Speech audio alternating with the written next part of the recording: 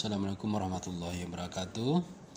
Pada pertemuan kali ini kita akan mempelajari dan mendiskusikan mengenai latar belakang organisasi PGRI. Sekarang Bapak akan mempresentasi mengenai latar belakang organisasi sebuah PGRI. PGRI lahir pada tanggal 25 November tahun 1945. Yaitu setelah 100 hari proklamasi kemerdekaan Indonesia. Cikal bakal organisasi PGRI adalah diawali dengan nama Persatuan Guru Hindia Belanda atau disingkat dengan PGHB tahun 1912. Kemudian berubah nama menjadi PGI atau Persatuan Guru Indonesia tahun 1932. Semangat kebangsaan Indonesia telah lama tumbuh di kalangan guru-guru bangsa Indonesia. Organisasi perjuangan guru-guru pribumi pada zaman Belanda berdiri tahun 1912 dengan nama Persatuan Guru Hindia Belanda atau disingkat dengan PGHB.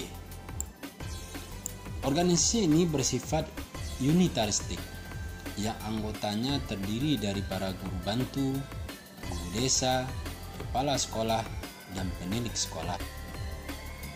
Tidak mudah bagi PGHB memperjuangkan nasib para anggotanya yang memiliki pangkat, status sosial, dan latar belakang pendidikan yang berbeda. Perjuangan guru tidak lagi perjuangan perbaikan nasib, tidak lagi perjuangan kesamaan hak dan posisi dengan Belanda, tetapi telah memuncak menjadi sebuah perjuangan nasional dengan teriak merdeka. Pada tahun 1932, nama Persatuan Guru Hindia Belanda (PGHB) diubah menjadi Persatuan Guru Indonesia atau disingkat dengan nama PGI. Perubahan nama ini mengejutkan pemerintah Belanda karena kata Indonesia yang mencerminkan semangat kebangsaan sangat tidak disenangi oleh Belanda. Sebaliknya, kata Indonesia ini sangat didambakan oleh guru dan bangsa Indonesia. Pada zaman pendudukan Jepang, segala organisasi dilarang, sekolah ditutup, Persatuan Guru Indonesia atau PGI tidak dapat lagi melakukan aktivitas. Semangat proklamasi pada tanggal 17 Agustus 1945 menjiwai penyelenggaraan Kongres Guru Indonesia pada tanggal 24 sampai tanggal 25 November 1945 di Surakarta. Melalui kongres ini segala organisasi dan kelompok guru yang didasarkan atas perbedaan tamatan, lingkungan pekerjaan, lingkungan daerah, politik, agama, dan suku sepakat dihapuskan. Di dalam kongres inilah tanggal 25 November 1945 atau 100 hari setelah proklamasi kemerdekaan Republik Indonesia, Persatuan Guru Republik Indonesia (PGRI) didirikan. Semua guru Indonesia menyatakan dirinya bersatu di dalam wadah Persatuan Guru Republik Indonesia dengan ketua pertamanya adalah Amin Singgih. Sementara ketua PGRI saat ini yaitu adalah Profesor Dr. Hunifah Rosidi, MPD. Sebagai penghormatan kepada guru, pemerintah Republik Indonesia melalui keputusan Presiden nomor 78 tahun 1994 menetapkan hari lahir PGRI yaitu tanggal 25 November sebagai Hari Guru Nasional dan diperingati setiap tahun. Bukti legalitas berdirinya sebuah PGRI. Yang pertama bahwa PGRI ini terdaftar pada Departemen Kehakiman. Sesuai dengan penetapan Menteri Kehakiman Republik Indonesia dengan surat penetapannya nomor 1.5/82/12 tanggal 20 September 1954. Di sana dinyatakan bahwa PGRI ini merupakan sebuah organisasi profesi, sebuah organisasi perjuangan, dan organisasi ketenaga kerjaan. PGRI ini terdaftar pada Departemen Tenaga Kerja Republik Indonesia yaitu sesuai dengan surat keputusan Menteri Tenaga Kerja Republik Indonesia tahun nomor 370-BW-1999 tanggal 10 Agustus 1999. Artinya bahwa PGRI ini memiliki keleluasaan dalam aktivitas ketenaga kerjaan bagi anggotanya sebagai pegawai atau tenaga kerja baik PNS maupun non-PNS. Tinjauan keilmuan. Yang pertama yaitu adalah tinjauan filosofis. Di dalam tinjauan filosofis ini dinyatakan bahwa PGRI dibentuk menjadi kekuatan strategis bagi kelompok guru dan tenaga kependidikan untuk ikut berkontribusi dalam upaya mencerdaskan kehidupan bangsa sesuai dengan yang tercantum dalam pembukaan Undang-Undang Dasar 1945. Sehingga para guru menyadari bahwa dengan keikutsertaannya dalam kiprah pembangunan bangsa ini ke depan menuju bangsa yang cerdas dan bermartabat di mata dunia. Tinjauan yang kedua yaitu adalah tinjauan sosiologis sosial, yaitu suatu organisasi terbentuk apabila usaha kelompok membutuhkan lebih dari satu orang untuk menyelesaikannya.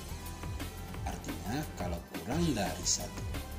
hanya terdiri satu orang itu bukanlah sosial, namun melainkan adalah sifatnya adalah individualisme.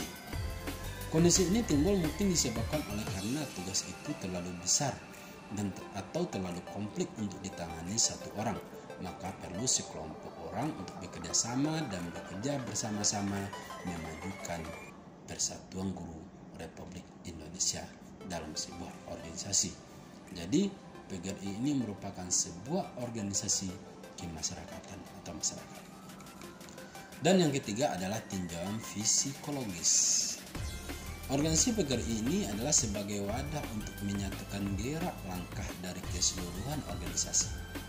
Sangat berperan penting dalam mengelola organisasi sehingga dapat mengakomodir seluruh kepentingan guru dalam memainkan perannya dalam memberikan layanan pendidikan kepada masyarakat luas. Jadi PGRI ini dipandang dari segi psikologi ini merupakan sebuah organisasi yang dapat menghindarkan perbedaan individu sehingga dapat mempersatukan individu dalam suatu wadah organisasi. Guru sebagai profesi dan pelayanan pendidikan.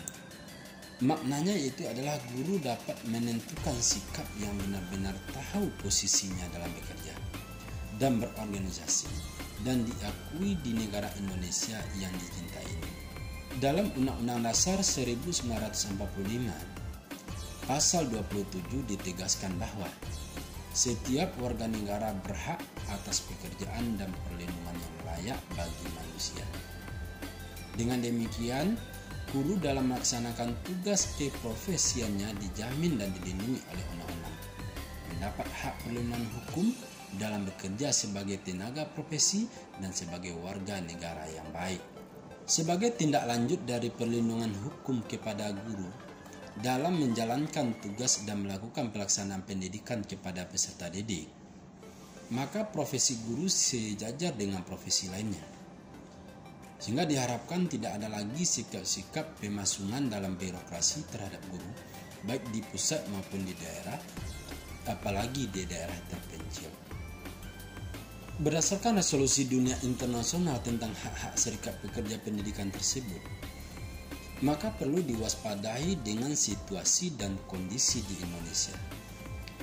Jika PGRI kuat membuat organisasinya berwibawa, independen, disegani oleh kawan maupun lawan, dan akan lebih mudah memperjuangkan program-program yang direncanakan. Namun di sisi lain, perjuangan berdasarkan tata cara serikat pekerja penuh dengan risiko. Sebab itu kita harus senantiasa hati-hati dan waspada. Sejarah PGRI di sini dibagi dalam dua masa. Yang pertama yaitu masa pra-kemerdekaan. Kemudian yang kedua yaitu adalah masa pasca kemerdekaan. di mana masing-masing itu dibagi pula ke dalam tiga masa. Untuk masa prakemerdekaan itu kita lihat pada masa kerajaan. Pada masa kerajaan, pendidikan bangsa Indonesia banyak dipengaruhi oleh budaya masyarakat secara umum, seperti pengaruh ajaran agama Hindu, Buddha, Islam, dan Kristen. Kerajaan-kerajaan yang timbul dalam wilayah Indonesia didominasi oleh kerajaan besar dengan ajaran Hindu, Buddha, serta ajaran Islam seperti Majapahit, Sriwijaya, Mataram Lama yang ada di Yogyakarta dan Surakarta.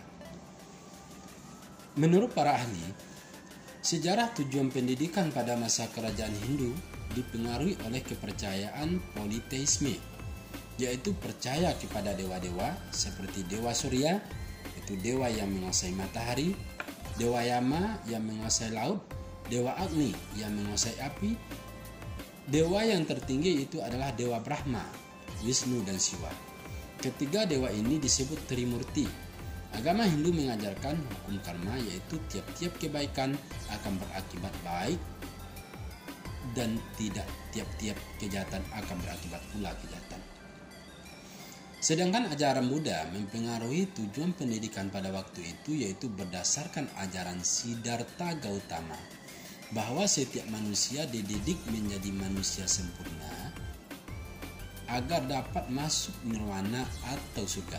Para guru dianggap sakti dan dihormati. Yang kedua itu adalah pada masa penjajahan.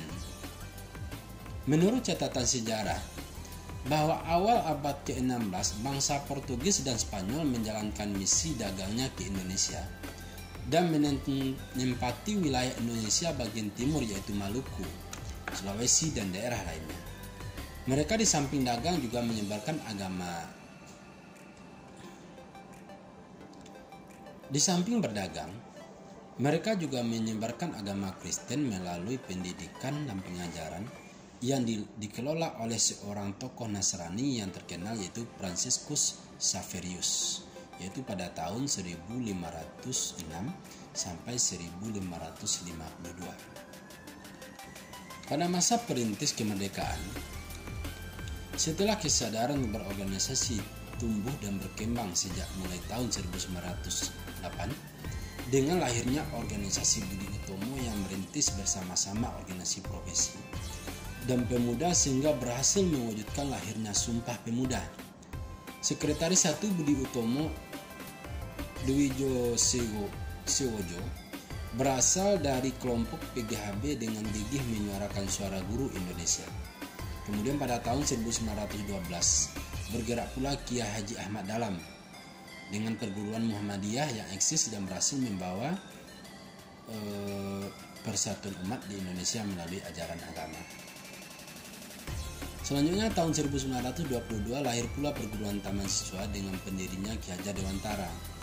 Selanjutnya dari sisi ulama lahirlah organisasi Nahdlatul Ulama atau NU yang didirikan oleh Kiai Haji Hasyim Asy'ari pada tanggal 31 Januari 1926.